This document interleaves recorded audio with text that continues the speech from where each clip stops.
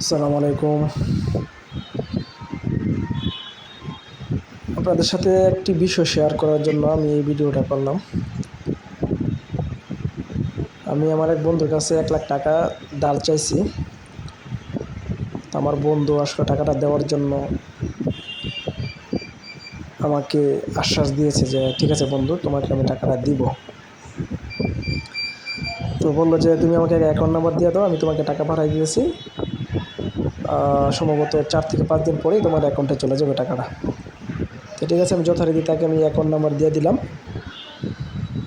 দেওয়ার পরে 3 দিন পরেই আমার কাছে মালয়েশিয়া থেকে একটা পার্সেল আসছে। পার্সেলটা মূলত অনলাইনে আসে নাই, আমারই এক পরিচিত আত্মীয়, উনি, আমি টাকাটা চাওয়ার 3 দিন পরে মালয়েশিয়া থেকে বাংলাদেশে আসছে।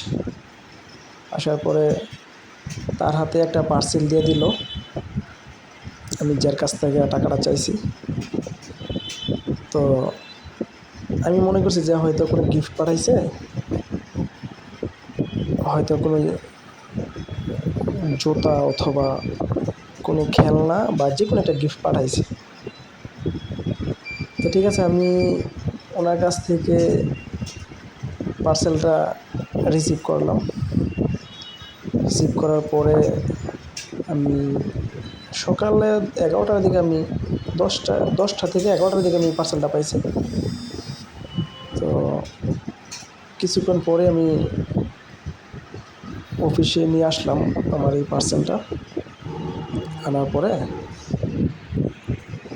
আমি এই পার্সেলটা খুলে দেখলাম আসলে কী আছে এটাতে। তো পার্সেলটা খোলার পরে দেখলাম যে আসলে বান্ডেল কি বান্ডেল টাকা। আমি দেখি তো অবাক হয়ে গেলাম, কি এত টাকা কেন, এতগুলো নোট একসাথে, আমি তো দেখি বই পাইলাম। ফাইনালি দেখলাম যে আসলে বান্ডেল এখানে আছে হলো যে অনেকগুলো বান্ডেল, 40টা বান্ডেল এখানে।